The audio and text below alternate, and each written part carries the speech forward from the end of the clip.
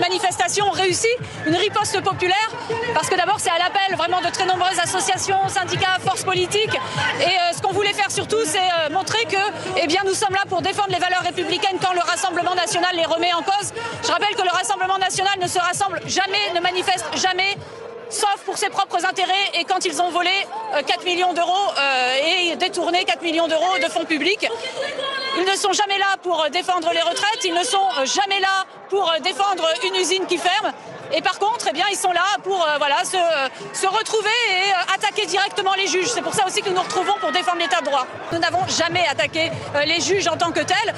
Évidemment, ça nous arrive parfois de remettre en cause, en tout cas de protester contre des décisions de justice. Par exemple, quand vous avez un syndicaliste, un responsable, par exemple, de la CGT du Nord qui est condamné pour nous de manière injuste. Par contre, nous le disons, évidemment, quand il y a détournement de fonds publics de plus de 4 millions d'euros, nous considérons tout à fait logique d'être inéligible. Maintenant, ce qu'on a toujours dit aussi, c'est qu'il puisse y avoir l'entièreté des voies de recours possibles. C'est maintenant le cas, puisqu'elle pourra faire appel, Marine Le Pen, dans un an. Ce qui n'est pas acceptable, c'est de remettre en cause directement l'état de droit. Nous ne l'avons jamais fait, bien au contraire, nous sommes là pour le défendre. Et je rappelle par exemple que même le ministre de l'Intérieur, M. Retailleau, attaque directement l'état de droit en disant c'est pas intangible, etc. Donc là, les forces de gauche, que ce soit la gauche sociale, politique, sont là cet après-midi pour défendre la démocratie, défendre les valeurs républicaines.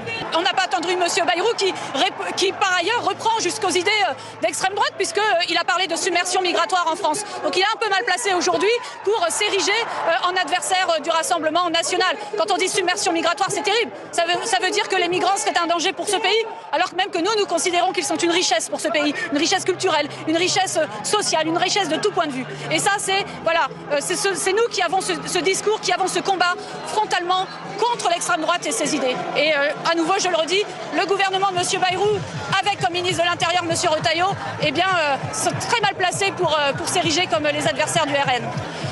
Oui, le 1er mai doit être une très grande mobilisation, étape pour défendre nos valeurs républicaines, défendre la solidarité, défendre l'unité du peuple, quand le RN, lui, souffle sur les braises, est là pour diviser le peuple, pour attiser la haine. Nous disons que ce pays a besoin d'unité, ce pays a besoin de paix, ce pays a besoin de solidarité.